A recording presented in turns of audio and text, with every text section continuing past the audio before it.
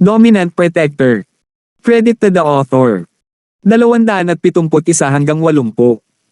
Ang mga pangalan po na nandito ay galing sa mga name generator. Kaya kung meron man pagkakatulad sa mga pangalan ng totoong tao o lugar, ito ay tunay na hindi sinasadya. Terence, bastard ka. Bakit ka pa tumalon kung alam mo, tanga ka ba? Hindi masyadong naintindihan ni Cheryl, ngunit hindi siya hindi nagtagal bago niya naisip kung bakit pumunta si Terence at nagsabi ng mga bagay na ganoon. Napagtanto niya siguro na sa kanya ang aksidente, ibig sabihin, siya ang ma-accident kung siya ang unang tumalon. Ang puffer face na iyon. Naalala ni Cheryl ang empleyadong iyon ng biglaan, lumingalingas sa paligid upang mahuli siya, walang epekto. Wala na yung lalaki. Ang nagpakalma kay Cheryl ay ang simpleng katotohanan na si Terence ay nagkaroon ng dahilan para tumalon siya pababa habang kinikilala ang panganib, dapat ay maayos na siya. Hindi niya alam kung bakit sumama si Terence dito, ngunit naunawaan na niya ngayon na kusa niyang pinalitan siya. Nagpapasalamat siya para doon, ngunit bakit kailangan niyang isama si Yasi? Nag-aalala sa nangyari nang tumunog ang kanyang telepono. Mabilis niyang kinuha iyon at nadismaya sa numero.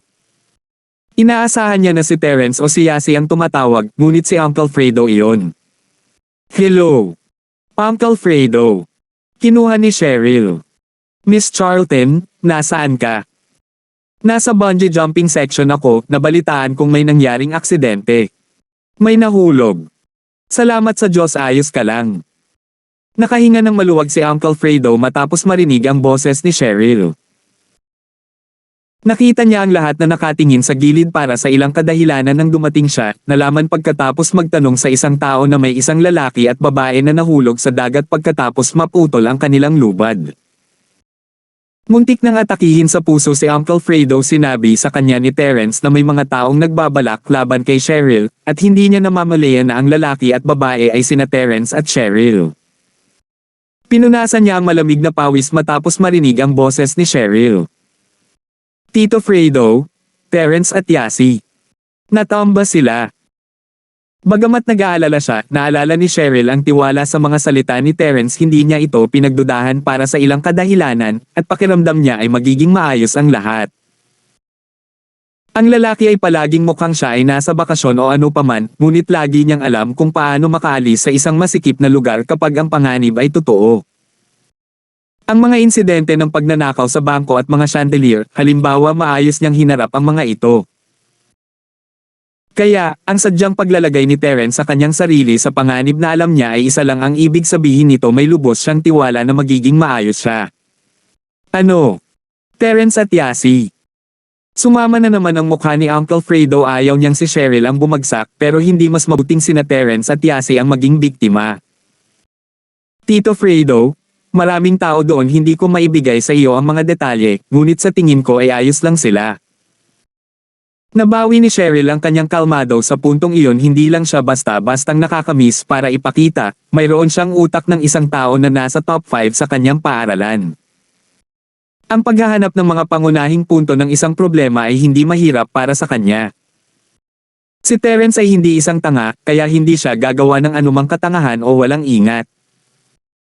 Hindi rin siya isa na mahilig mag-drag ng ibang tao sa kanyang mga problema, tulad ng makikita mula sa oras na iyon ay pinaulanan niya ng bala ang isang estranghero sa pagnanakaw sa bangko. Hindi dapat malagay sa panganib si Yasi kung si Terence ang nasangkot sa kanya. Itinuring na ngayon ni Cheryl si Terence bilang isang omnipotent figure na kayang gawin ang lahat. Hindi niya alam kung kailan siya nagsimulang tumingin sa kanya sa ganitong paraan, ngunit hindi maikakaila na may kakaiba siyang tiwala sa kanya, hindi alintana kung aminin niya ito o hindi. Nakikita kita, Miss Charlton. Sabi ni Uncle Fredo bago ibinaba ang tawag. Sa labas ng bungee jump valley ay ang kotse ni Uncle Fredo. Pag-aari ito ni Chairman Charlton, at nakilala ito ng lahat ng empleyado sa theme park. Pinahintulutan nitong may parada ang kotse kahit saan gusto ng driver sa theme park. Nagpahinga si Uncle Fredo matapos marinig na inilarawan ni Cheryl kung ano ang nangyari kung talagang tumalon si Terence. Habang naiintindihan ang panganib, kung gayon kailangan niya magkaroon ng ganap na garantiya na magiging maayos siya. Ang sino mang naglalagay sa kanilang sarili sa peligro ng walang garantiya o kumpiyansa ay isang tanga. At maliwanag, si Terence ay hindi. Sinabihan siya ni Uncle Fredo na huwag alertuhan ang kaaway, ngunit hindi iyon dahilan para magpakamatay siya dahil dito. Hindi niya alam kung bakit ginawa ito ni Terence, ngunit iniulat niya pa rin ito kay Pablo. Huminto si Pablo matapos marinig ang ulat at nagsimulang tumawa ng malakas. Napakunot lang ang noo ni Cheryl matapos marinig ang tawa malungkot niyang hinawakan ang telepono ni Uncle Fredo. Tay, bakit ka tumatawa? Naaksidente sina Terence at Yasi. Siyempre matatawa ako. Matagal na akong problemado nito. Pero ngayon naayos na ang ubod ng problema. Patuloy sa pagtawa si Pablo. Hahaha, napakagandang regalo talaga ni Mr. Linford sa pagkakataong ito, hindi ko inaasahan ito. Tay, ano ang sinasabi mo? Mapagbigay na regalo. Anong ubod ng problema? Hindi alam ni Cheryl kung tungkol saan ito. Haha, ibalik ang telepono kay Tito Fredo, Cheryl. Hahayaan ko siyang magpaliwanag sa iyo pagkatapos ko siyang makausap. Malinaw na nasa mabuting kalagayan si Pablo, hindi naapektuhan ng anuman sa aksidente ni Terence at Yasi. Sa totoo lang medyo masaya siya tungkol dito. Inabot ni Cheryl ang telepono kay Uncle Fredo, hindi niya pinansin. Mr. Chu. Fredo, nakakagulat ito. Halos nalutas ni Terence ang ubod ng problema para sa atin. Nakangiting sabi ni Pablo. Oh, Mr. Charlton, hindi mo ibig sabihin. Nagliwag ang mga mata ni Fredo sa pagkaunawa siya ang pinagkakatiwalaang tao ng chairman kung tutuusin. Tama. Ipaalam sa mga shareholder na magkakaroon tayo ng board of directors meeting bukas ng alas 8. Si Pablo ay humanga kay Terence ang ganda ng kamay niya. Sinusubukan ni Pablo na kumuha ng suporta sa kumpanya kamakailan, ngunit ang mga resulta ay hindi masyadong maganda. Siya ang tagapangulo, ngunit ang ibang mga shareholder ay mga superpower sa kanilang sarili. Ang pagkakaroon ng kanilang suporta ay natural na nangangailangan ng kanilang pahintulot. Walang ibang tina-target si Pablo dito. Ang pangunahing prioridad niya ay si Gaston, ang pangalawang pinakamalaking shareholder sa kumpanya. Kung siya ay pumunta sa kanya ng walang magandang dahilan, iyon ay magbibigay lamang ng dahilan para sa pag-aalala sa iba pang mga shareholder. Hindi magiging napakahirap para kay Gaston na kunin ang mga shareholder na ito sa kanyang panig laban sa chairman kung ginawa niya ang isang bagay na ganoon. 272. Ang problema ay pinamahalaan ni Gaston ang lahat ng kanyang mga proyekto ng mahusay. Walang mga depekto para sa Pablo na pakanabangan.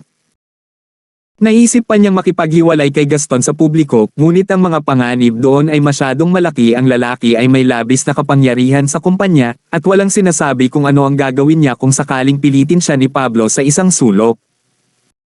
Ang pakikipag-alyansa sa sarili sa ibang mga shareholder laban sa chairman ay ganap na magagawa. Iyon ang dahilan kung bakit hiniling ni Pablo na humiga si Terence at huwag alertuhan ang kalaban upang mapanatiling tiwala si Gaston. Ngunit binago ng improvisasyon ni Terence ang lahat. Ang theme park ay isa sa mga pinangangasiwaan ni Gaston. Ang isang aksidente doon ay maaaring maging malaking bagay kung gagawin ng tama, at ito ang eksaktong uri ng aksidente na hinihintay ni Pablo. Ang tao sa aksidente ay si Yasi, ang mahalagang anak ni House Colton. Ang isang bagay na tulad nito na nangyayari sa kanya sa teritoryo ni Gaston ay lubos na makatwiran para gamitin ni Pablo laban sa kanya. Siya ay naniniwala na walang sino man ang hindi sasang-ayon sa kanyang pagputol ng ilan sa mga karapatan at impluwensya ni Gaston. Ang isang aksidenteng tulad nito ay hindi nagwawasak sa sarili, ngunit kasama ang pamilyang Colton, nagbago ang kalikasan ng buong insidente. Alam ng bawat shareholder ang tungkol sa kapangyarihang hawak ni House Chen. Magiging isang malaking problema kung wala silang makakapitan ng responsibilidad pagkatapos malaman ng mga Colton ang tungkol dito. It was safe to say then that no one will stand up for Gaston. They'd think na kasalanan niya ang pagiging namamahala sa theme park. Sa pagtatapos ng araw, si Gaston ang pangunahing kandidato para sa lahat na hanapin para sa responsibilidad. Walang gaanong magagawa si Gaston tungkol sa pagnipis ni Pablo sa kanyang kapangyarihan, masyadong ito ay isang magandang dula ni Terence. Ang pinakamagandang bahagi ay, hindi malalaman ni Gaston na nakita na ni Terence ang kanyang pukana. Nagtiwala si Pablo na hindi makikipaghiwalay sa kanya si Gaston na nasa isip nito kailangan pang maghintay ng lalaki ng isa pang pagkakataon para ipatong ang kanyang mga kamay kay Cheryl. Magagamit niya ang isang insidenteng ito para bawiin lahat ng industriyang may kinalaman sa entertainment sa ilalim ng kontrol ni Gaston. Lahat ng mga pub, bar, KTV, at theme park na nasa ilalim ng bandila ng Pablo Industries. Lahat ito ay mga puno ng pera na pinagyayaman ni Gaston sa pamamagitan ng kanyang mga bulsa. Ang susunod na hakbang ay magiging mas madali si Pablo ay patuloy na sisirain ang kontrol ni Gaston, unti-unti siyang pinahihina ngunit palaging nag-iiwan sa kanya ng puwang upang tumayo upang ipaalala sa kanya na ang lahat ay hindi nawala, na maaari pa rin siyang bumalik. Ito ang tanging paraan upang maalis ang tumor na ito habang hindi nawawala ang kita ng kumpanya. Ipinaliwanag ni Uncle Fredo ang iniisip ni Pablo kay Cheryl, at habang hindi alam ng babae ang tungkol sa company politics, nilinaw ni Uncle Fredo na malaki ang naitulong ni Terence sa kanyang ama sa pagkakataong ito. Si Terence naman ay hindi pa rin alam ang kasabikan ni Pablo. Naisip lang niya na ang paggawa ng gulo para sa theme park ay magbubunga ng ilang uri ng benepisyo para kay Pablo, ngunit hindi niya alam na si Pablo ay naghihintay para sa isang bagay na tulad nito, o na ang lalaki ay may mga planong nakahanda para pagkatapos. Naputol ang lubid pagkatapos ng ikalawang pagkakataong bumagsak sila pabalik, at ang dalawa ay bumagsak muna sa dagat. Binuksan ni Yasi ang kanyang mga mata sa sandaling iyon upang tunay na maranasan ang bungee jumping, nakita lamang ang pagkaputol ng lubid at ang kanyang ulo ay nakatutok sa tubig. Shield bro? Hindi inaasahan ni Yasi na makakakita siya ng naputol na lubid, hindi ba siya patay sa ganitong bilis? Ang 18 taon ng buhay ni Yasi ay nag-flash sa kanyang isip na parang isang pelikula nang siya ay nahulog. Mamamatay na ba siya? Niyakap ni Yasi si Terence ng mahigpit at walang kamalay-malay sa nalalapit na kamatayan na nakaabang sa kanyang harapan. Shield bro? I don't wanna die. I still have not lived enough. I still want to get into a relationship. I still wanna get a boyfriend. I still wanna kiss someone. Hindi alam ni Terence kung ano ang sasabihin paano siya mamamatay sa tabi niya.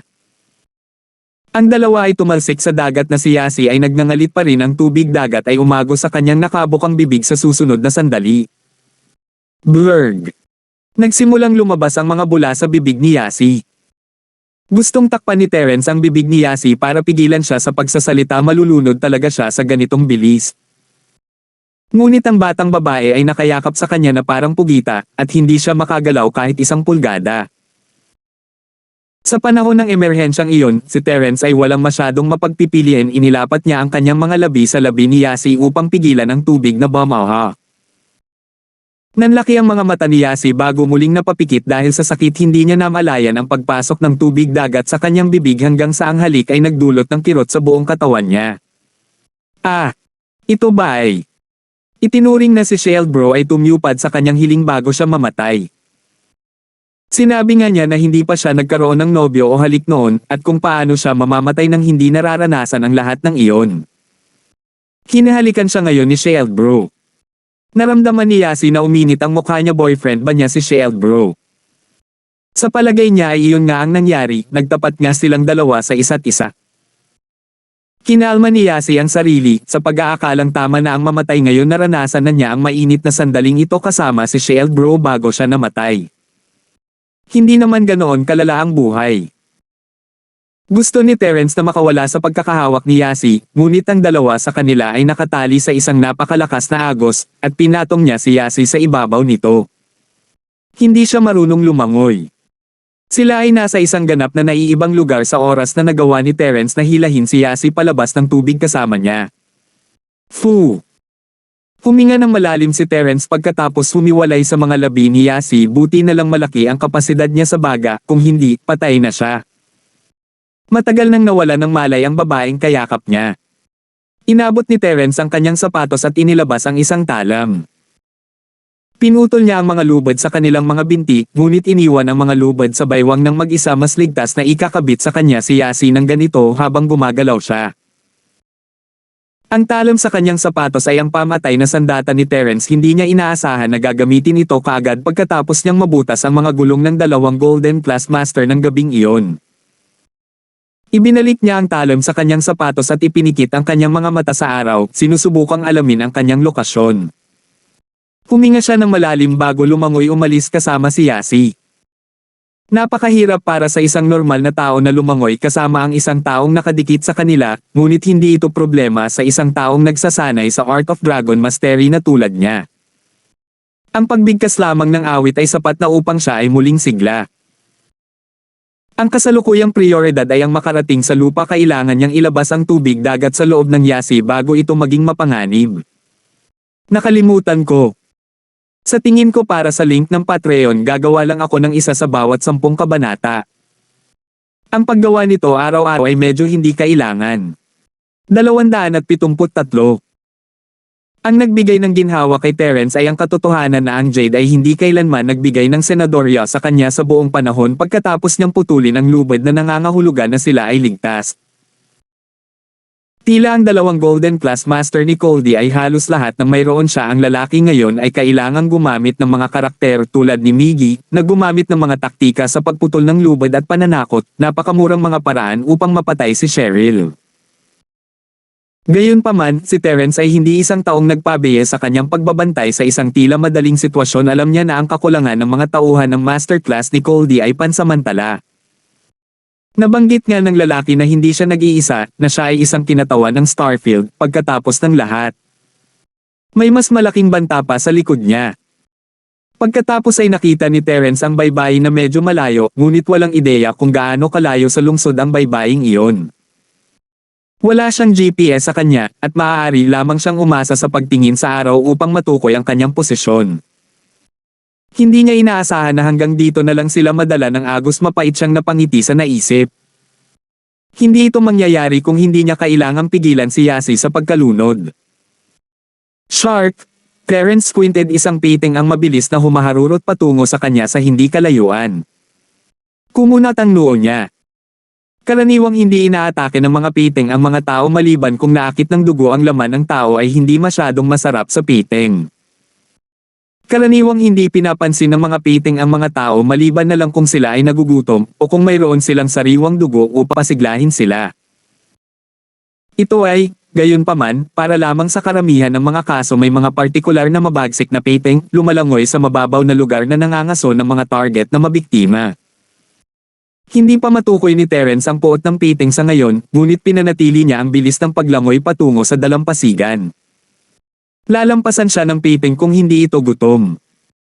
Kung ito ay naghahanap upang atakihin siya, pagkatapos ay magiging walang saysay na hintayin lamang ito.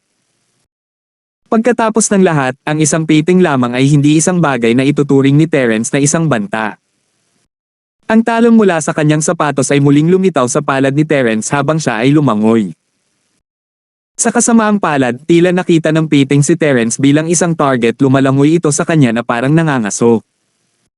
Kung gaano man kahusay si Terence, hindi pa rin siya sapat para madaig ang isang piting sa dagat. Kinakalkula niya ang distansya at bilis ng piting, hindi man lang bumagal hanggang sa siya ay 200 metro na lamang ang layo mula sa lupa dahil ang piting ay 10 metro na ang layo sa kanya. Ang piting, bilang punong malupit sa dagat, ay natural na hindi inisip si Terence bilang isang banta, pati na rin ang pag-aalala nito, si Terence ay nabubuhay na pagkain. Ang ilang mga alon ay nagsimulang humahampas kay Terence habang ang piting ay sumara. Kasing laki ito ng sasakyan habang nakanganga ang bibig. Dumating na ang unang pag-atake. Sinabunutan ni Terence si Yasi gamit ang kanyang kaliwang kamay ng hindi namamalayan, senyales na manatili ito sa abot ng kanyang kamay. Si Yasi, gayunpaman, ay mahigpit pa ring nakakapit ang lahat ng kanyang mga paa kay Terence, ngunit nais lamang niya ng isang kumpirmasyon upang harapin ang piting ng may katiyakan. Gamit ang talon sa kanyang kanang kamay, si Terence ay gumawa ng kamao sa kanyang kaliwa at nanatili ang kanyang mga mata sa malaking puting piting. Ang piting ay nagpatuloy sa pagsara, at si Terence ay nanatiling tahimik, walang balak na umiwas. Hindi inaasahan ng piting na hihinto lang sa paggalaw ang biktima. Ang mga sitwasyong tulad nito ay napakabihirang dahil ang unang instinct ng biktima ay tumakbo pagkatapos makita ng isang mandaragit. Dahil sa pag-uugali ni Terence, medyo nag-alinlangan ang piting. Ang mga piting ay isa pa rin sa mga mas matalinong anyo ng buhay sa karagatan, hindi sila basta-basta maningil ng walang utak sa isang bagay na lumalabag sa sentido komon. Ang kakulangan ng paggalaw ni Terence ay nagudyok dito na bumagal din, ngunit hindi sapat para isipin nito na mapanganib si Terence. May intensyon pa rin itong salakayin si Terence, ang nagbago lang dito ay ang bilis nitong lumapit sa kanya. Biglang sinugod ng piting si Terence, marahil ay nawalan ito ng pasensya, ngunit nag-react si Terence gamit ang kanyang kaliwang kamao, inilunsad ito sa ilong ng piting. Ito ay isang mahinang bahagi ng katawan ng piting na unawaan ni Terence ang kahinaan na iyon. Malakas si Terence, sapat na ang pag-atake na ginamit niya para patayin ang isang regular na tao.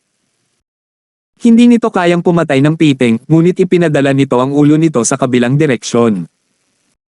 Ang sakit ay talagang tumindi, ang pagkalubog sa dugo ito ay tumalikod na may nakanganga na bibig kay Terence, ngunit hindi niya ito binigyan ng pagkakataon. Ipinadala niya ang talam sa mga hasang nito, itinaas baba ito ng ilang beses bago mabilis na tumabi. Ang piting pagkatapos ay nakipagpunyagi sa tubig saglit bago itinigil ang lahat ng paggalaw, lumulutang sa dagat, hindi na mapagmataas at hindi na mandaragit. Ang hasang ay isa sa mga nakamamatay na bitik ng piting. Ito ay isang bagay na lubos na pamilyar kay Terence. Si Terence, natural, ay hindi lamang mag-aaksaya ng isang masarap na piting, nakakapatay lang niya. Sino ang nakakaalam kung saan ang susunod na baybayin, pagkatapos ng lahat? Paano kung nagutom siya? Ang karne ng piting na ito ay hindi masyadong masarap, ngunit ito ay sagana para sa walang laman na tiyan. Ito ay isa sa mga pangunahing kaalaman para mabuhay. Kinalas niya ang lubid na pinutol niya sa kanyang mga paa at ikinawit ito sa buntot ng piting at hinayla ito sa pampang kasama niya. Hindi ito sapat na mabigat upang pilitin si Terence. Magaling siyang lumangoy gamit ang mga metal bar sa kanyang mga paa habang nagsasanay, pagkatapos ng lahat. Foo! Umakyat si Terence sa dalampasigan at itinapon ang piting sa gilid, saving Yasi at ang paggising sa kanya ang unang prioridad. Nag-alinlangan siya habang iniisip ang tungkol sa pagliligtas kay Yasi, karaniwang pamamaraan na tinatawag na bibig sa bibig, ngunit sinasamantala niyan si Yasi. Hindi kailangan ni Terence ang maniobra na iyon para iligtas ang isang buhay. Ngunit hindi talaga mapigilan ni Terence ang tukso, mahal na mahal pa rin niya si Yasi, kahit na higit pa sa pagkagusto niya kay Cheryl. Ang batang babae ay napaka-cute at madaling magustuhan. Ngunit ang pagsasamantala sa isang walang malay na si Yasi ay isang bagay na hindi kayang gawin ni Terence. Noon ay isang emergency kung saan kailangan niyang iligtas si Yasi mula sa pagkalunod, ngunit may iba pang mga paraan upang makamit ang parehong bagay sa pagkakataong ito. Nagustuhan ni Terence si Yasi, at gusto niya itong halikan, ngunit hindi sa ganito. Hindi niya naisip na siya ay isang maayos na Ginoo o ano paman, ngunit hindi niya gagawin ang isang bagay na labag sa kalooban ng isang tao. 274. Hindi niya ipagpipilitan ang sarili sa kanya dahil iniligtas niya ito, ngunit mas gusto ni Terence na ipikit ang mga mata ni Yasi habang matamis itong tumatawag sa kanya. Shield bro. Kiss me. Ang pag-i-imagine lang ay kumukulo ang dugo ni Terence. Kaya ayaw niyang samantalahin si Yasi. Ito ay katulad ng pag-i-imagine na minsang nakatingin sa kwarto ni na Cheryl at Yasi, hindi niya talaga gagawin iyon. Ipinuwesto ni Terence si Yasi sa kanyang mga binti, ang mukha nito ay nakatutok sa lupa habang idiniin niya ang ilan sa kanyang mga acupuncture point. Kahit iyon ay naglagay ng maruruming pag-iisip sa isip ni Terence habang nararamdaman niya ang lambot ng katawan ni Yasi sa ilalim ng kanyang mga daliri. Blurg! Lahat ng tubig ay lumabas sa katawan ni Yasi, at nagsimula siyang umubo pagkatapos. Tinapik-tapik siya ni Terence sa likod hanggang sa bumalik sa normal ang kanyang paghinga. Shield bro. Hindi ako patay. Itinaas ni Yasi ang kanyang ulo, pagod habang nakatingin kay Terence ng kakaiba. O baka patay na tayo, at ito ang langit. Hindi ka patay, at hindi ito langit. Nakita ni Terence na medyo nakakatawa ang reaksyon ni Yasi. Ang sarap sa pakiramdam na nasa paa niya si Yasi, ngunit ayaw niyang samantalahin siya sa pagpaparamdam sa kanya, hindi naman niya ito kasintahan. Ngayon kung si Josephine ang nasa paa niya, baka tulungan niya ang sarili niya. Oh, I'm not dead. So ibig sabihin niligtas mo ako.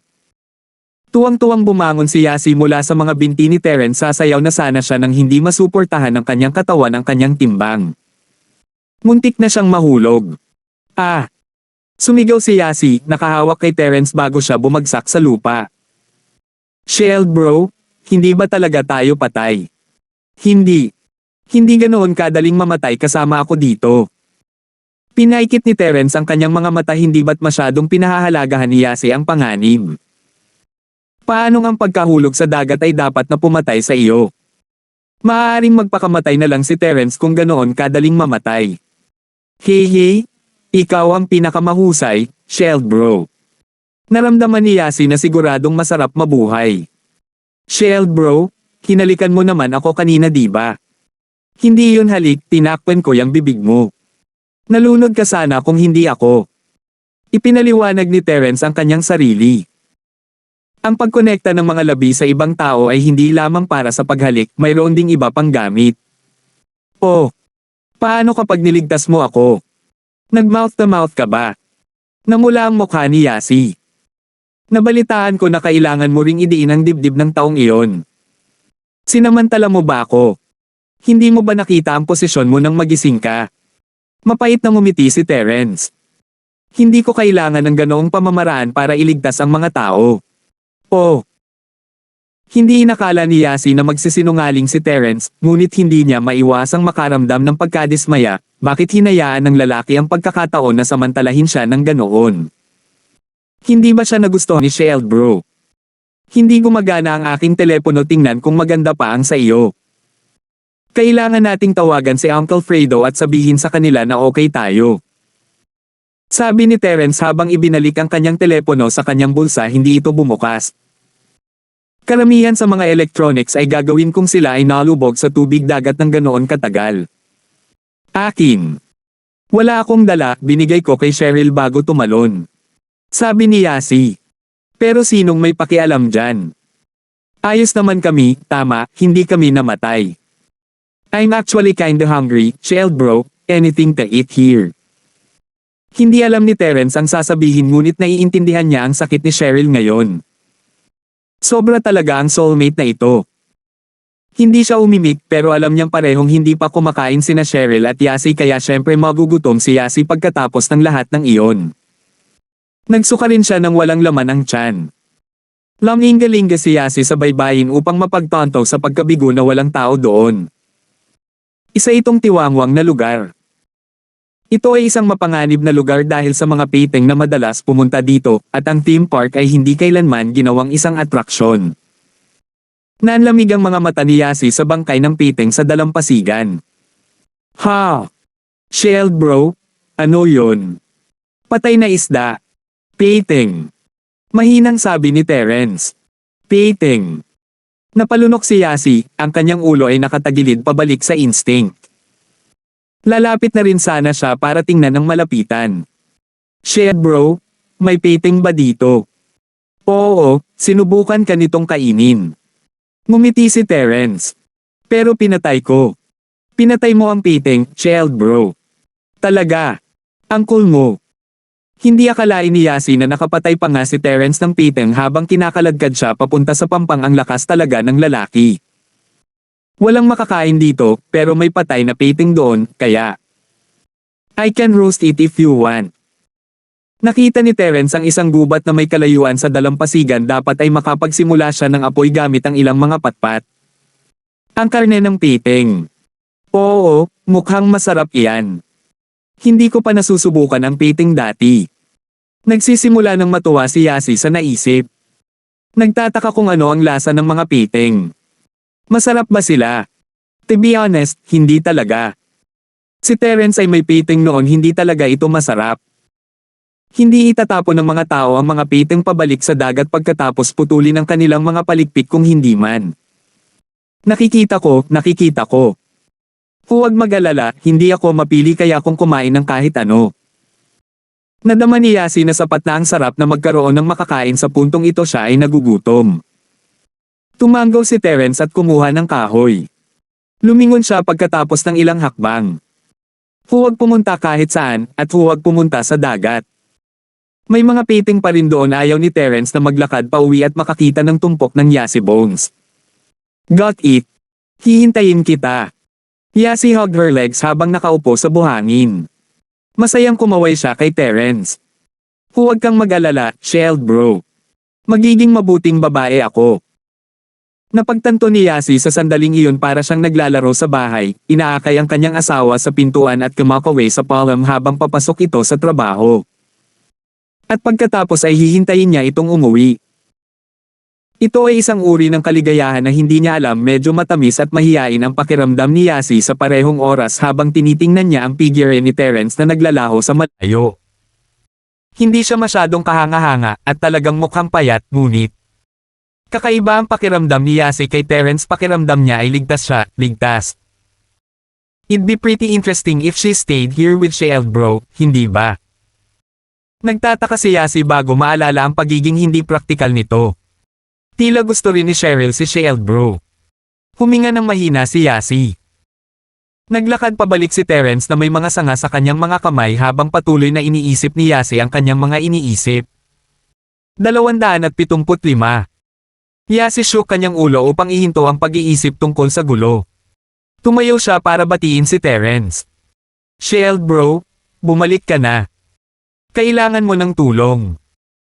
Ayaw ni Yasi na maging linta at kumain na lang ng walang ginagawa. Tutulong siya kung kailangan ng tulong. Maaari kang maglakad-lakad at tingnan kung mayroong anumang mga bote ng salamin. Gumagana rin ang ilang mga wire na bakal. Itinuro ni Terence habang inihagis niya ang mga sanga sa buhangin. Oh, ano ang kailangan mo ng mga bote at wire? Curious na tanong ni Yasi. Ang mga bote ng salamin ay maaaring gamitin upang palakihin ang liwanag ng araw at ang mga wire ay para sa pagsasabit ng karne. Paliwanag ni Terence habang tinatahak niya ang patay na piteng. Tumanggaw si Yasi. Natutunan nila ang mga bagay na tulad nito sa biology, ngunit hindi sila tinuruan na gamitin ang mga ito sa pagsasanay. Hindi mo ba mapipilit ang isang stick sa kahoy at gamitin ang friction para sa apoy? Oo, pero masakit iyon. Sagot ni Terence habang malinis niyang pinutol ang piteng mula sa gitna. Pagkatapos ay nagpatuloy siya sa paglilinis ng mga bituka. Naglakad-lakad si Yasi sa dalampasigan, hindi sapat ang lakas ng loob na gumala ng napakalayo. Wala siyang nakitang mga bote ng salamin, ngunit nakahanap siya ng ilang kinakalawang na metal wire, marahil mula sa bangka ng mangingisda. Shield bro, mukhang kailangan mong gumamit ng sticks. Sabi ni Yasi habang iniaabot ang mga wire kay Terence. Mapait na ngumiti si Terence. Sige, mabilis akong mag-drill ng stick sa ilang kahoy, mamaya matutulungan mo itong hipan. Oh, okay. Tumanggaw si Yasi. Naalala niya na natutunan niya ang pamamaraang iyon sa klase ng kasaysayan.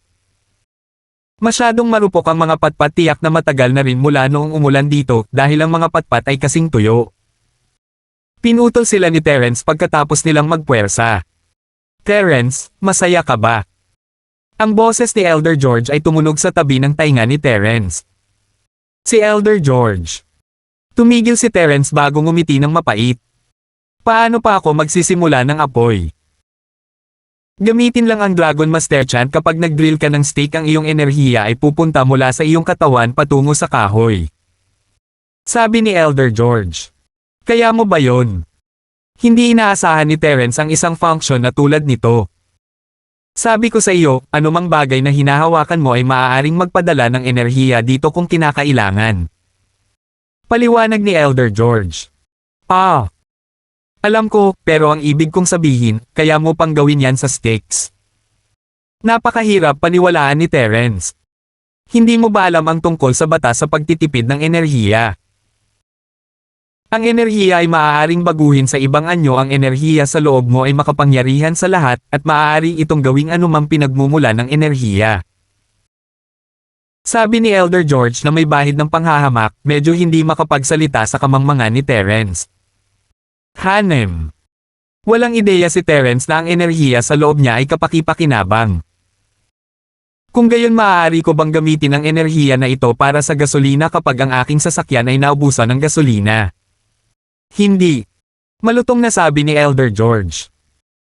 Totoo na ang enerhiyang ito ay maaaring gawing enerhiya para sa makina ng kotse, ngunit hindi mo ito maaaring gawing gasolina. Malamang na mapapaandar mo ang makina kung kahit papaano ay nagagawa mong makipag-ugnayan dito habang nagmamaneho. Medyo natahimik si Terence, masyado talaga siyang nag-iisip. Bagaman, sapat na ang kanyang kasiyahan sa bagong impormasyon na kanyang nakuha. Binibigkas niya ang pag-awit sa isip at naramdaman ang enerhiya sa loob niya na pumunta sa stick. Fu! Biglang nasunog ang stick, natakot kay Yasi, na hinihipan iyon. Halos sabunutin nito ang buhok niya. Ano ba? Umiwas si Yasi sa gilid habang tinatapik ang dibdib niya. Shield bro? Natakot ako. Ano ang sunog na ito, nasaan ang mga palatandaan? Anong mga palatandaan?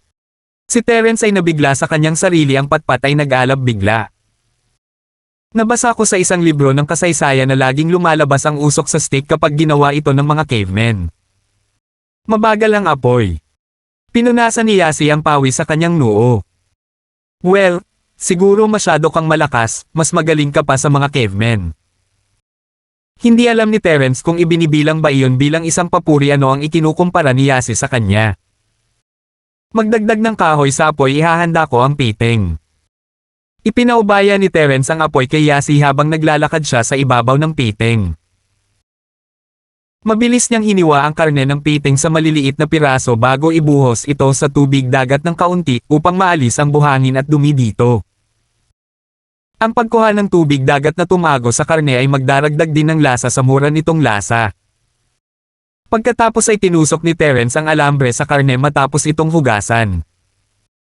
Pagkatapos ay naglakad siya pabalik kay Yasi, na tumangala sa kanya. Anong gagawin ko ngayon, child bro? Tapos na ako dito. Inabot ni Terence ang isang tuhog ng karne ng piting kay Yasi. Hawakan mo ito sandali.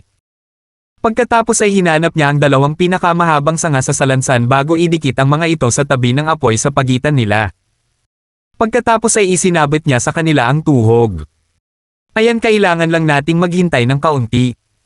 Huwag masyadong kumain, wala tayong tubig. Maya-maya pa, nagsimulang magkaroon ng kulay ang karne. Isang masarap na aroma ang nagsimulang lumabas mula dito, at napalunok si Yasi sa pag-asa. Shield bro, handa na ba ito? Oo, okay lang kung medyo hilaw. At most magtatatay ka lang. Sabi ni Terence habang pinipihit ang karne. Maghihintay ako kung gayon. Ang pag-iisip na kailangang tumae ay namutla kay Yasi, walang mga palikuran dito, at walang kahit anong toilet paper. Tumatay dito sa harap ni Shield bro. Walang paraan na magagawa niya ang isang bagay na nakakahiya. Ah! Tumawa si Terence habang tinatanggal ang mga wire. Handa na. Kumain ka sa gitna. Mas luto doon. Okay. Gumamit si Yasi ng ilang patpat para kumuha ng isang piraso ng karne ng piting bago kumagit dito para masubok ang lasa, pagkatapos ay nilagok niya ito. Malaki ang mga buto ng piting, ngunit naalis na ito ni Terence, may natitira na lamang na karne. Ah! Ang sarap! Hindi makapaniwala si Yasi, hindi niya alam na ganito pala kasarap ang karne ng piting. Mas masarap ito kaysa sa mga palikpik ng piting. Bakit palikpik lang ang kinakain ng lahat? Hindi rin naman sila nagbebenta ng karne sa restaurant, di ba? 276. Haha! Malamang gutom ka lang.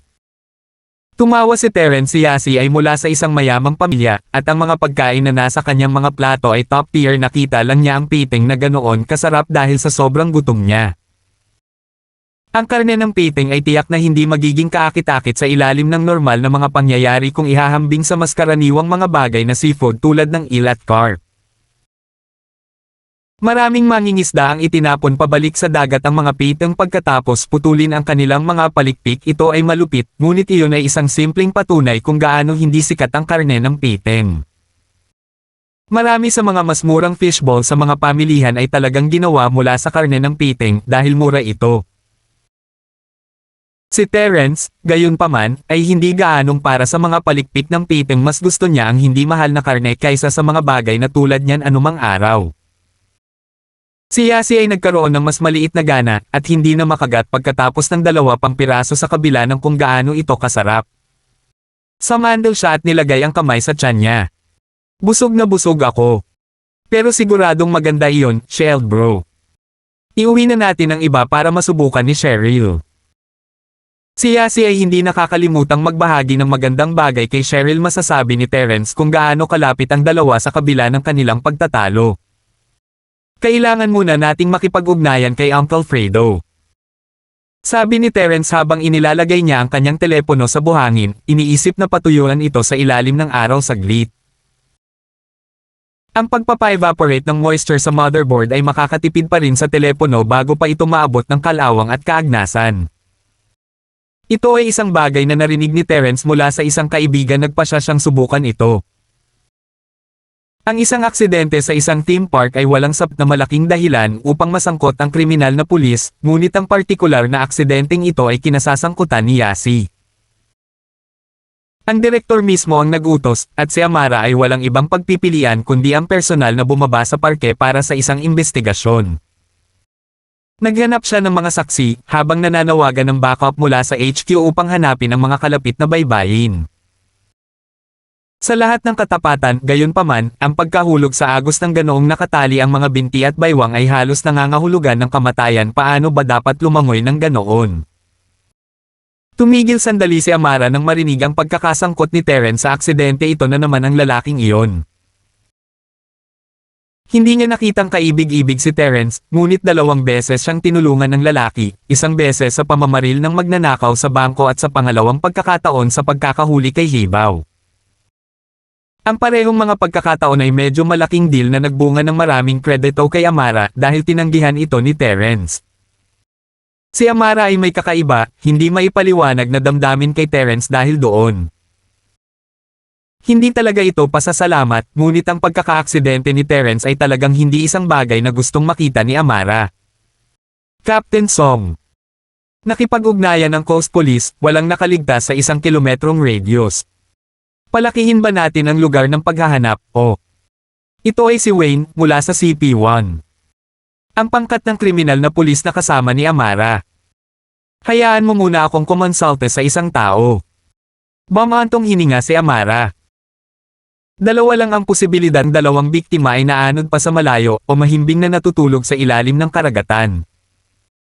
Ang pagtaas ng radius ng paghahanap ay hindi gaanong magagawa sa puntong ito.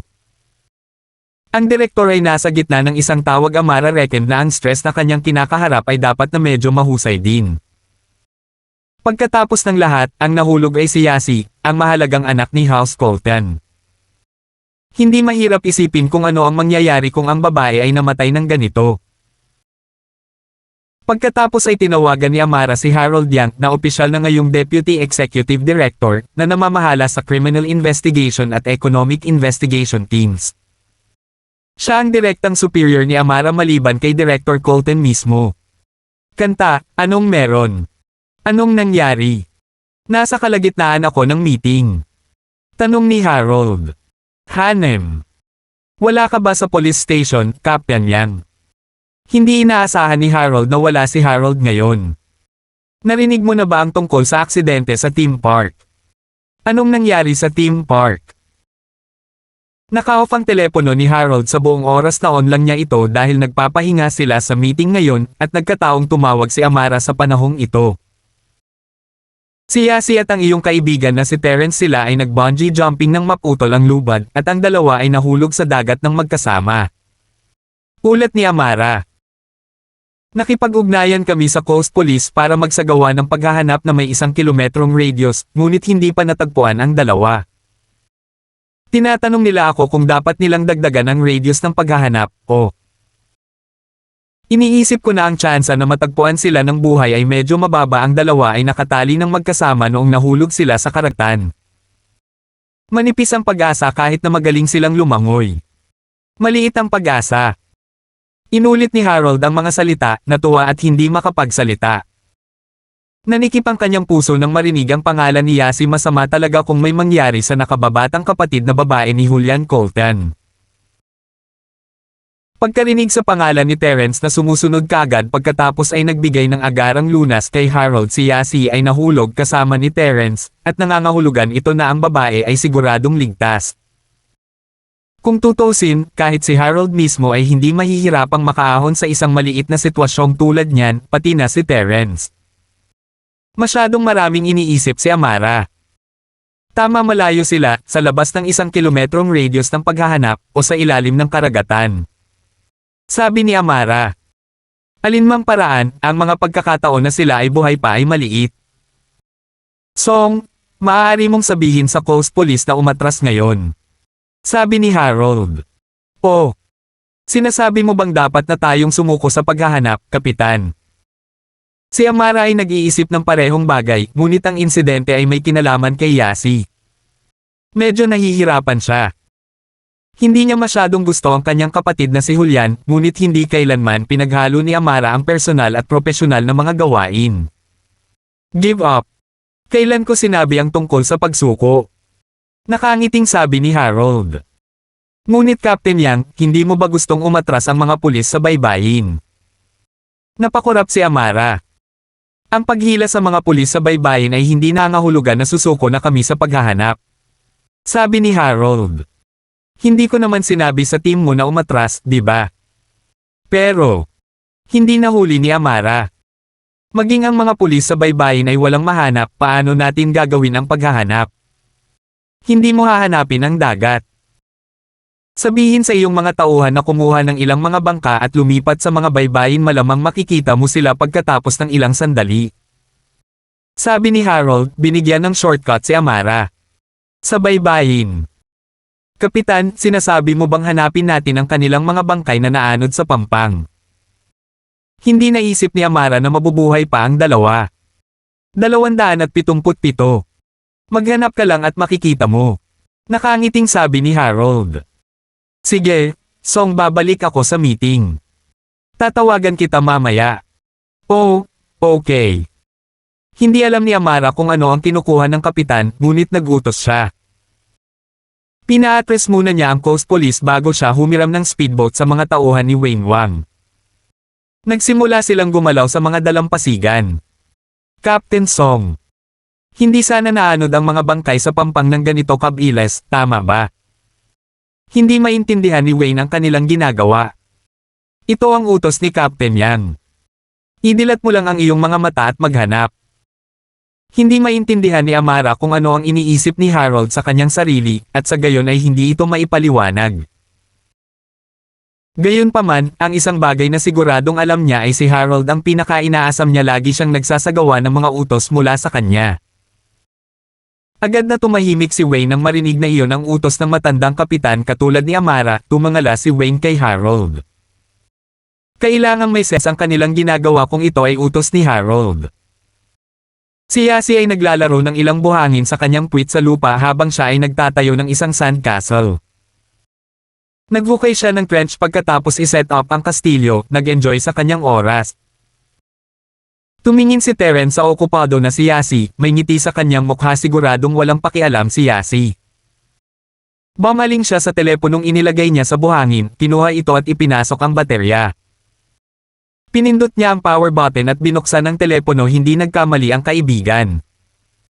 Dinial kagad ni Terence ang numero ni Harold, ngunit naka-off ang kanyang telepono. Nag-alinlangan siya bago ay type ang numero ni Amara. Punong-puno ng hangin ang ringtone ni Amara, at inilabas niya iyon para titigan ito ng nakadilat na mga mata. Ito ang numero ni Terence. Inaasahan niyang si Director Colton ito. Paano siya tatawagan ni Terence kung patay na siya? Hindi ba siya nalunod? Hindi maintindihan ni Wayne kung bakit hindi kinukuha ni Amara ang nagriring na telepono. Anong problema, Captain Song? Bakit hindi mo pinupulot iyan? Oh, wala lang. Kinusat ni Amara ang sarili pabalik sa realidad at mabilis na kinuha ang telepono. Siya ay isang pulis, at hindi naniniwala sa mga multo. Hello, Terence. Medyo naiinip si Terence habang hinihintay niyang kunin si Amara. Anong ginagawa ng tigre na ito? Hindi niya alam kung gaano katagal ang phone niya. Amara, bilasan mo at sabihin sa isang tao ang lokasyon ng aking telepono at sabihin kay Uncle Fred na sunduin kami. Mamaya ako mag-uusap. Dahil doon, ibinaba ni Terence ang telepono. Hindi niya alam na naghahanap na si Amara, at inakala niya marami siyang itatanong sa kanya. Gusto niyang pigilin ang paggamit ng kanyang telepono hanggat maaari sino ang nakakaalam kung kailan ito magsa-shutdown. May naka-install na GPS sa kanyang telepono at walang garantiya si Terence na tatagal ang telepono. Siya, buhay. Hindi makapaniwalang tinitigan ni Amara ang kanyang telepono si Terence talaga. Sigurado na ngayon si Amara na buhay pa ang lalaki, ngunit hindi niya alam kung nasaan siya. Buhay. Napakurap si Wayne. Ano ang pinag-usapan ng kapitan? Wayne, makipag-ugnayan ka sa tech department at ipaturo sa kanila ang numero ng 152 4x1234. Sabi ni Amara kay Wayne. Naiintindihan. Hindi nakatanggap ng sagot si Wayne sa kanyang tanong, ngunit hindi iyon mahalaga. May mga utos siyang dapat tuparin. Hindi nagtagal bago nila nakuha ang mga coordinate ni Terence. Tina-type sila ni Amara at nagulat siya na si Terence ay 2 kilometro sa likuran niya sa isang baybayin. Tama si Harold. Sa wakas ay naunawaan na ni Amara ang ibig sabihin ng kapitan, siya ay sigurado sa buong panahon na si Terence ay nakaligtas, na siya ay nasa lupa. Napakunot ang noo ni Amara, mukhang bagay talaga itong batang si Terence. Ayaw niyang aminin, ngunit malinaw na napatunayan ni Terence ang kanyang sarili. Tila talagang mas malakas si Terence kaysa sa kanya. Pero saglit lang. Malinaw, hindi magpapatalo sa kanya si Amara sa mga tuntunin ng kakayahang panlaban. Hindi na makapaghintay si Amara, tinawagan niya ang telepono ni Terence pagkatapos makuha ang kanyang mga coordinate, naghahanap upang kumpirmahin ang kaligtasan ni Yasi. Ngunit naputol ang tawag pagkatapos niyang tawagan si Terence, tumawag ulit siya para malaman na pinatay niya ang kanyang telepono. Si Amara ay parehong walang magawa at bigo, ayaw sagutin ng lalaki ang kanyang tawag. Ngunit naunawaan din niya na maaaring ubos na ang baterya ng telepono ni Terence, dahil hindi sana minamadali ng lalaki ang tawag mula kanina ng ganoon kung hindi iyon ang kaso. Ang hula ni Amara ay hindi malayo, ngunit ang telepono ni Terence ay hindi naubusan ng baterya, ito ay ganap na nasira. Akmang kukunin na niya ang telepono nang mapansin niyang nagyelo ang screen. Ang tanging paraan para i-restart ito ay sa pamamagitan ng pag-alis ng baterya, ngunit hindi niya ito muling naon. Sinuri ba ng Amara Song na ito ang kanyang mga coordinate tulad ng sinabi niya sa kanya? Mapait na ngumiti si Terence, umaasa na ang Tigress ay hindi ganap na walang utak.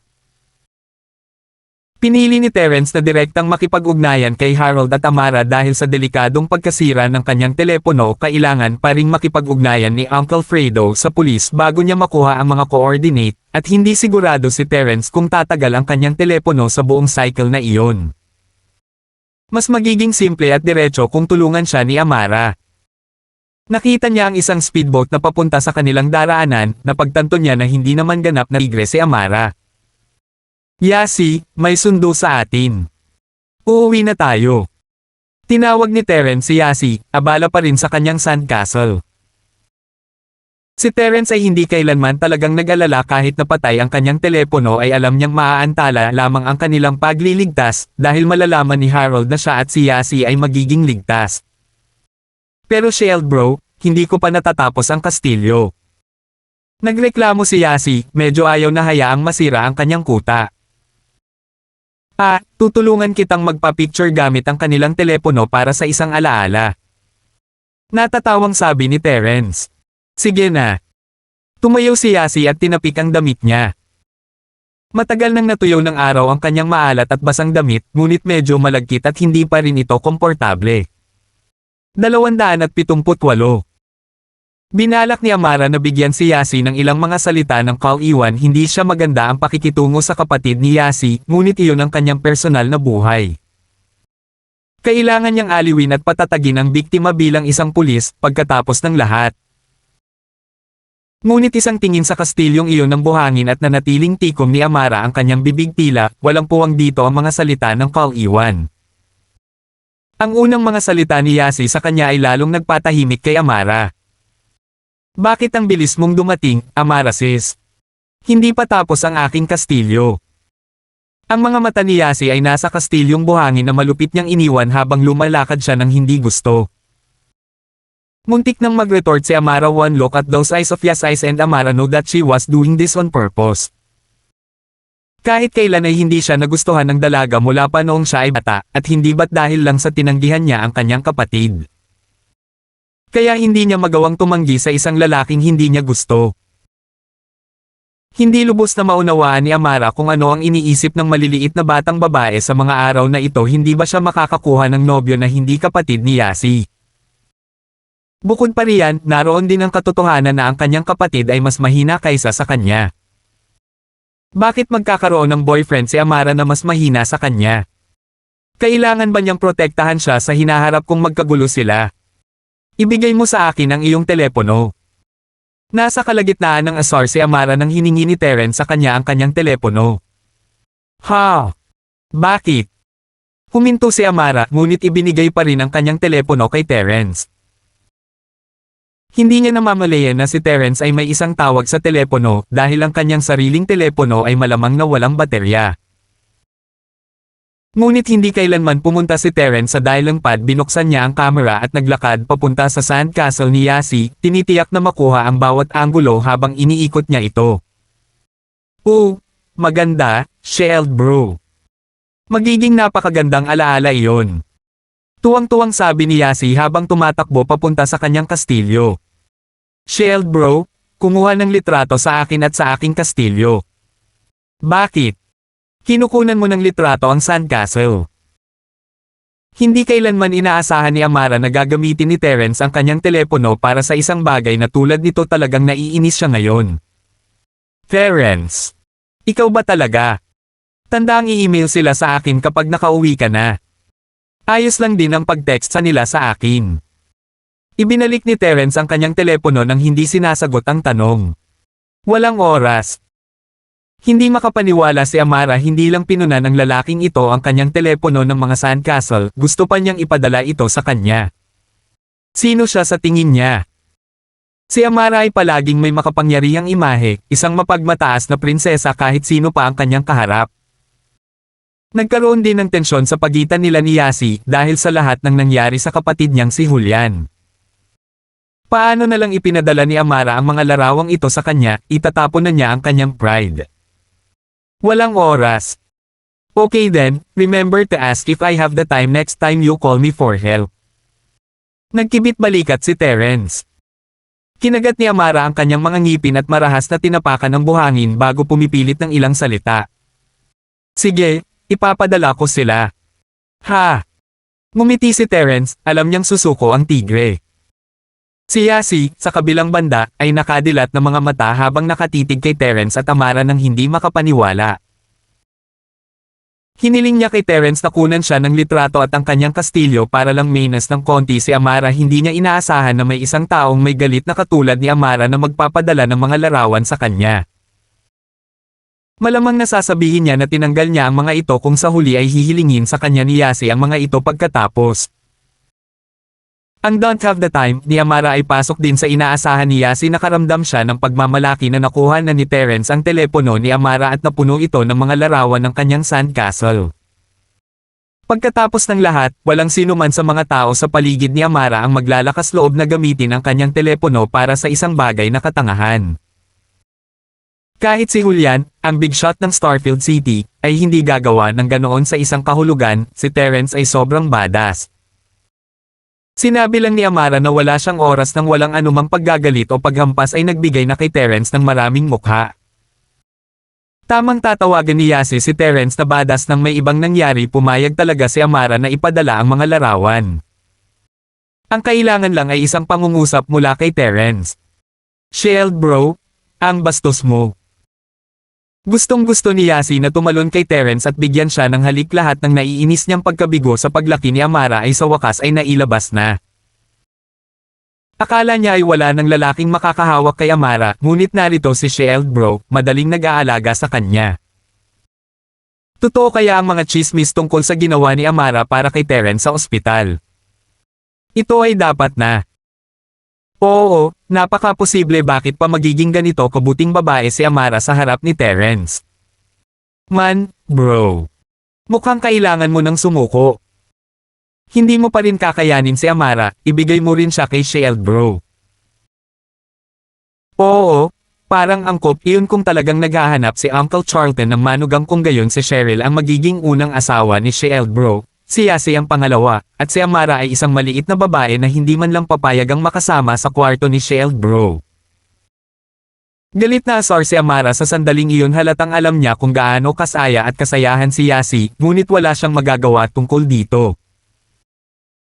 Maaaring kailanganin pa rin niya mga serbisyo ni Terence sa tuwing na-stuck siya sa isang kaso, at hindi niya talaga may inis ang lalaki kung gusto niya ng tulong na iyon.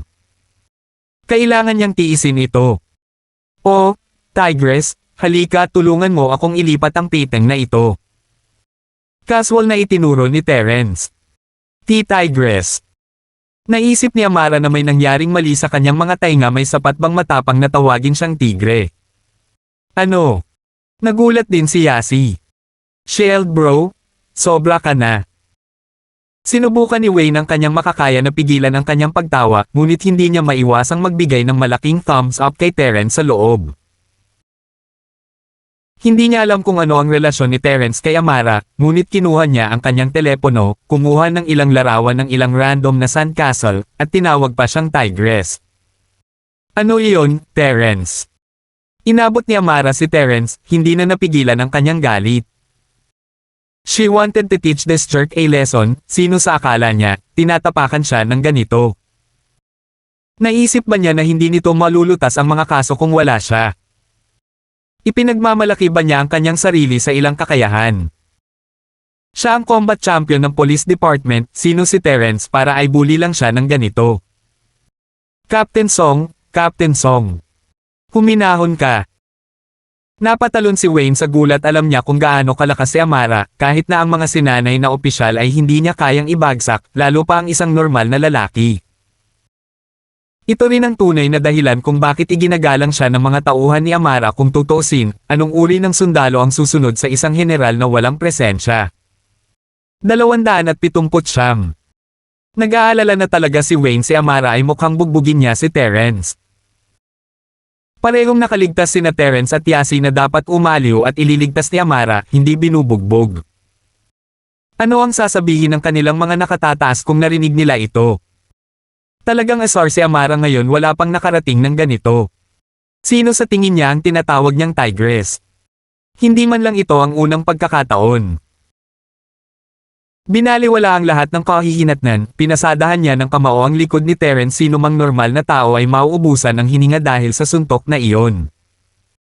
Ngumiti si Terence, ngunit hindi niya sinubukang iwasan ang pag-atake.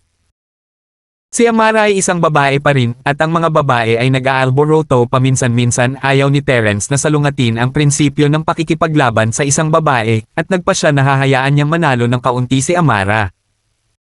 Kung tutuusin, talagang siniraan niya ito ng isang palayaw, sa kabila ng hindi sinasadya. Dama po ang kamao ni Amara sa likod ni Terence, at ipinikit ni Wayne ang kanyang mga mata sa pag-aakalang tapos na ang lalaki. Ngunit may milagrong nangyari, tumalikod lang si Terence na may ngiti sa kanyang mukha. "Sige, Amara, kunin natin ang piting, okay?" Amara. Seryoso bang Amara lang ang tawag ni Terence sa kanya? Nawala nang masabi si Amara, ito ang unang pagkakataon na may lalaking nakausap sa kanya ng ganito kakilala. Matagal nang sumabog ang matandang Amara, ngunit ngayon, hindi na talaga siya sigurado kung ano ang gagawin. Alam niya kung paano niya ibinuhos ang lahat ng lakas niya sa suntok na iyon. Nagsimula pa siyang magsisi pagkatapos mapunta ito, dahil kahit ang isang Golden Class Master ay mahirapang tumama ng ganoon, at hindi niya alam kung si Terence ay isang Golden Class. Ngunit ang suntok na iyon ay tila nakipag-ugnayan sa malambot na bulak sa halip na isang matibay na likod. Si Terence naman, parang wala man lang naramdaman kahit konti.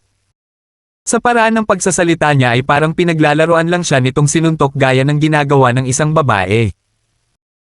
Ano ang ginawa ni Terence para mapawalang bisa ang epekto ng kanyang pag-atake? Natigilan si Amara habang nakatitig kay Terence. Sino ang lalaking ito? Bakit parang hindi siya naapektuhan ng suntok niya? Lalong nabigla sina Yasi at Wayne. Naturally, walang sino man sa kanila ang makakapagsabi kung sinadya ni Amara na sirain si Terence noong una.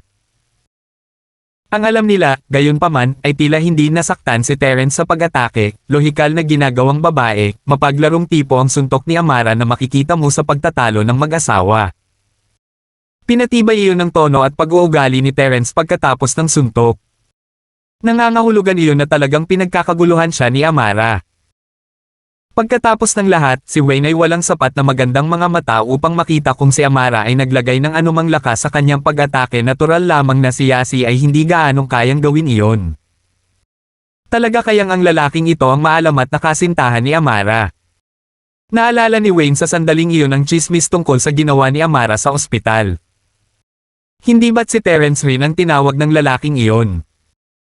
Hindi mapigilan ni Wayne na humanga kay Terence, binigyan niya ito ng isa pang mental thumbs up. Si Amara ay ang kagandahan ng puwersa ng pulisya, ngunit siya ay napaka-Godzilla bilang siya ay isang magandang bulaklak.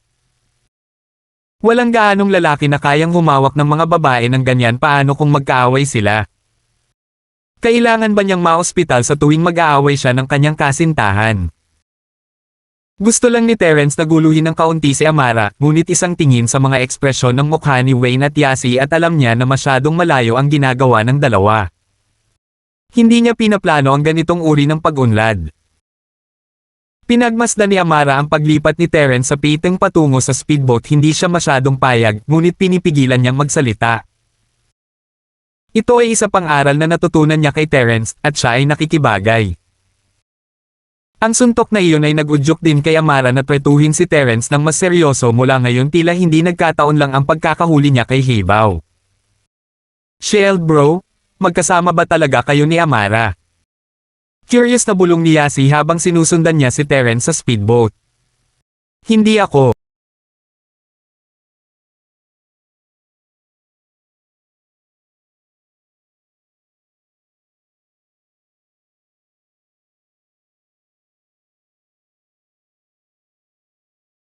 "Hibaw or Henry?" "Hindi ako." Hindi nakita ni Terence ang pangangailangan na magsinungaling kay Yasi tungkol sa mga bagay na tulad nito. "Talaga, Shield bro. Wala talagang namamagitan sa inyong dalawa." Medyo nadismaya si Yasi na kilala niya si Terence sa puntong ito, at naunawaan na siya ay isang forward na tao. Hindi siya magsisinungaling sa mga ganitong bagay. Ganoon din sa ginawa niya sa field ng paaralan noong isang araw, kung saan sinampal niya si Rowan sa mukha at inanunsyo na si Josephine ang kanyang babae. "Talaga?" sabi ni Terence. "Bakit, gusto mo ba iyon?" "Manong, may hindi mo alam. Ilang taon na siyang hinahabol ng kapatid ko, pero lagi niyang hindi pinapansin. Pinahiya pa niya ang kapatid ko sa pagkawala niya sa kanya, hindi raw siya tunay na lalaki." Medyo nagalit si Yasi. "Akala ko nagawa mong paamuin ang malabog na fox na iyon, Shield bro. Akala ko ipinakita mo sa kanya kung sino ang amo." Dilat ang mga mata ni Terence, walang imek habang nakatingin kay Yasi. "Bakit mo siya tinatawag na horny fox? Hindi ba niya ginawa iyon? Kasama ka. Bumalik sa ospital." Kung gaano ka open-minded si Yasi, kahit siya ay nahihiya na magsalita tungkol sa mga bagay na tulad nito. "Hindi ito ang iniisip mo." Mapait na ngumiti si Terence. "May sugat sa binti ko, at gusto lang niyang idiin iyon para parusahan ako."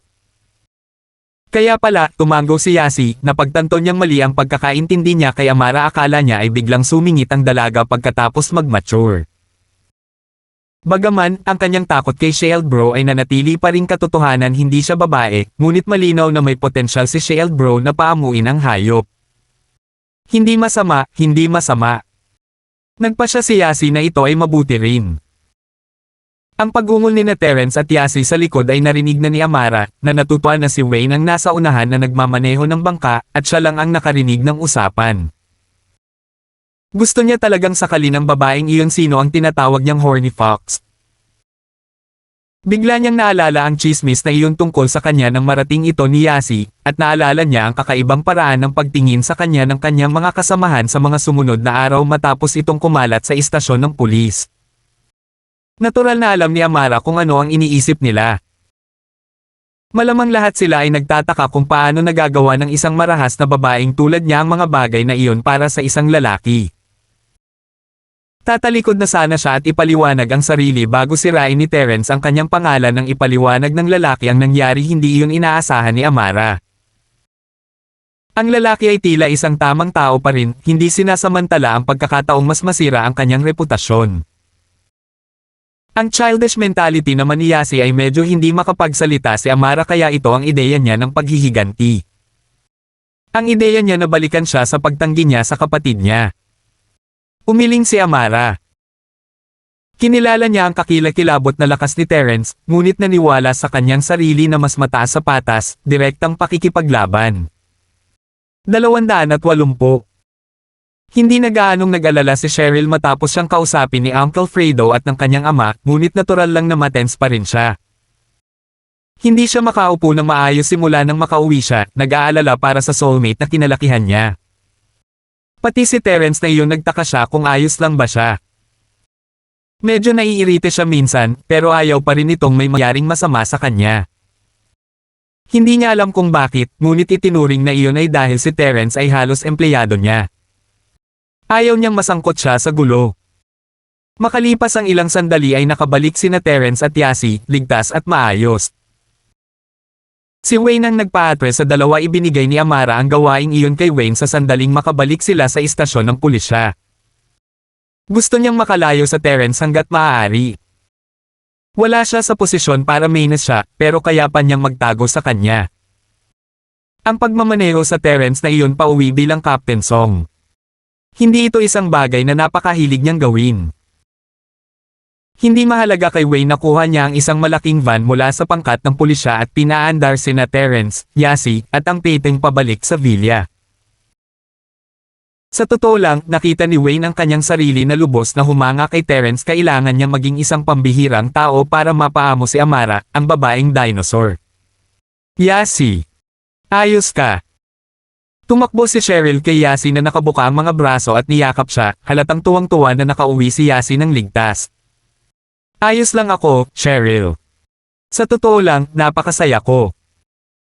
Si Yasi ay wala kahit saan malapit sa estado ng pag-iisip ni Cheryl, hindi katulad niya. Si Yasi ay nag-enjoy lang ng masarap na karne ng piting at nakagawa pa nga ng sandcastle. Ito ay isang masayang Sabado. Samantala, pumasok si Terence na may piting sa kanyang balikat at umiling sa dalawang batang babae na magkayakap sa isa't isa.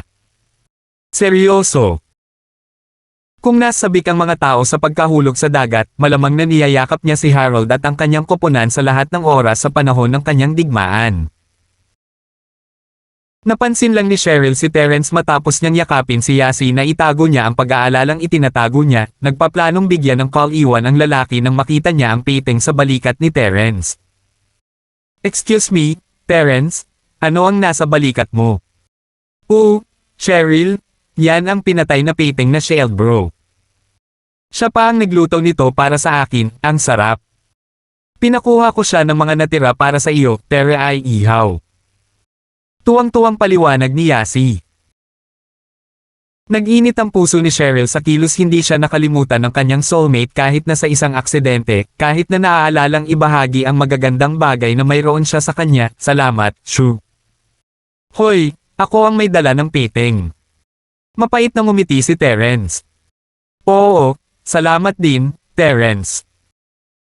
Medyo nahihiyang tumango si Cheryl kay Terence, ngunit natural na hindi niya ito may akap gaya ng pagyakap niya kay Yasi. Biglang may naisip na mahalagang bagay. Teka, piting. Yasi, sabi mo piting. Oo. Tumango si Yasi. Isang malaki rin. Ang galing talaga. Ano? Nanlaki ang mga mata ni Cheryl sa gulat. Terence, nakapatay ka ng piting. Ngumiti si Terence. Kumain na sana kami ni Yasi kung hindi ko ito pinatay. Walang imek si Cheryl habang nakatitig sa lalaking ito, kaya pala niya pinatay ang piting. Paano ang lahat ng iba pang biktima ng pag-atake ng piting? Bakit hindi rin nila pinatay ang kanilang mga piting? Bakit naging casual si Terence tungkol dito? Ngunit naisip ni Cheryl kung gaano katindi at mapanganib ang sitwasyon sa kabila ng casual na saloobin ni Terence sa buong bagay. Bagamat hindi iyon isang tumpak na hula, madaling naalis ni Terence ang piting. Salamat sa pagprotekta kay Yasi. Tumango si Cheryl, wala na masyadong sasabihin. Kaibigan ko siya, hindi mo na ako kailangang pasalamatan. Umiling si Terence. Ang mga salitang iyon ay nagpalubog sa puso ni Cheryl sa kawalan, malamang na ililigtas lang siya ni Terence dahil siya ang kanyang amo. Nais niyang pasalamatan si Terence sa pagligtas kay Yasi dahil hindi ito kasama sa paglalarawan ng kanyang trabaho, ngunit nilinaw ng lalaki sa isang simpleng pangungusap, pinrotektahan niya si Yasi dahil hindi lang propesyonal ang relasyon nito sa kanya. Pinrotektahan niya ito dahil kaibigan niya ito. Kung kaibigan niya si Yasi, kung gayon, sino si Cheryl sa kanya? Nalaglag ang puso ni Cheryl sa naisip. Ano naman sa akin? Hindi ko sana ililigtas si Jerwinan kung hindi ka, di ba? Asar sa akin ang lalaking iyon. Ngumiti si Terence, hindi inaasahan na ganito kaselan ang puso ni Cheryl. Noon napagtanto ni Cheryl na mukhang ayaw ni Terence nang humingi ito ng tulong sa kanya. Nailigtas lang talaga niya si Jerwin dahil ginawa niya itong personal na kahilingan. Personal na kahilingan. So ibig sabihin magkaibigan sila. Unti-unti nang nag-aalala si Cheryl sa lalaking ito na minsan ay kinasusuklaman niya. Hinailan ni Cheryl si Yasi papunta sa sala para makipag-chat sa kanya, malamang nabigla pa ang dalaga. Kinailangan niyang pasayahin siya. Ngunit si Yasi ay halos hindi mabigla. Inilarawan lamang niya kung paano siya nagtayo ng sandcastle, kung paano sila nagsimulang mag-apoy, kung paano nila niluto ang karne ng piteng. Parang walang pinagkaiba sa bakasyon, at nagsimulang mainggit si Cheryl, hanggang sa nagtaka siya kung bakit hindi siya ang nahulog sa dagat kasama si Terence. Ano ang dapat ikatakot kung alam niya kung gaano kahusay si Terence? Ito ay magiging isang magandang bakasyon. Ngunit Cheryl, kailangan kong sabihin sa iyo ang ilang masamang balita. Naalala ni Yasi ang buong bagay sa Amara. Masamang balita. Anong masamang balita? Si Cheryl ay ganap na nahuhulog sa mga paglalarawan ni Yasi ng isang sunbath beach kung saan kailangan niyang maglaro ng buhangin, at ang kaaya-ayang amoy ng inihaw na karne ng pitang sa kanilang campfire. Napakasayang karanasan sa wildlife. Si Amara ay hindi babae ni Sheldbro. Wala silang relasyon. Dismayadong sabi ni Yasi. I was hoping na pwede siyang maging concubine, na pwede naming i-cramp sa ibang room, maaapakan ko siya hanggat gusto ko. Pero ngayon, hindi babae ni Terence. Pero, anong kinalaman niyan sa pagiging concubine? Hindi naintindihan ni Cheryl kung paano ito masamang balita, ito ay medyo kaaya-ayang balita. Ang pananakit ni Terence sa mga babae sa lahat ng dako ay isa sa kanyang pinaka-nakakabagabag na alalahanin. Halika, Cheryl. Pag-isipan mo, gusto ni Uncle Charlton na maging manugang si Sheldbro, tama ba? Nagsimulang ipaliwanag ni Yasi ang kanyang proseso ng pag-iisip kay Cheryl. Kung gayon, ikaw ang magiging pangunahing asawa ni Sheldbro, at gaya ng napagkasundoan, ako ang magiging maliit na asawa ni Sheldbro, ang kanyang pangalawang asawa. Gusto rin ng kantang Amara na makasama si Sheldbro, oo. Kaya ang tanging pwesto na natitira para sa kanya ay ang concubine spot. Isipin mo na lang, isang ranggo na mas mababa kaysa sa aking pangalawang posisyon sa asawa, gusto ko siyang sipain sa gusto ko. Salamat po at sinamahan ninyo ako, ingat lagi mga master.